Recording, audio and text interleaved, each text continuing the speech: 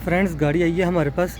इसका स्टीयरिंग आवाज़ दे रहा था। जब हमने चेक किया तो इसमें स्टीयरिंग ऑयल कम था। ये भी हम स्टीयरिंग ऑयल ले आए हैं, ठीक है। और जब क्लच काम नहीं कर रहा था, क्लच को चेक किया, क्लच में भी ब्रेक ऑयल कम था, तो हम ब्रेक ऑयल भी ले आए हैं। अभी हम डाल के आपको चेक करवाते हैं। कोई भी गाड़ी है, टोयोटा है, होंडा है, सुजुकी है, आल्टो, मेहरान, ठीक, कोई भी गाड़ी है आपके पास, अगर स्टीयरिंग ऑयल नहीं होगा तो स्टीयरिंग आवाज़ देगा। किधर नहीं होगा अभी आपको चेक करवाते हैं। ब्रेक ऑयल किधर होता है, चलते हैं इंजन रूम की तरफ। स्टीयरिंग ऑयल है इसमें, स्टीयरिंग ऑयल नहीं है। इसके अंदर भी कम था।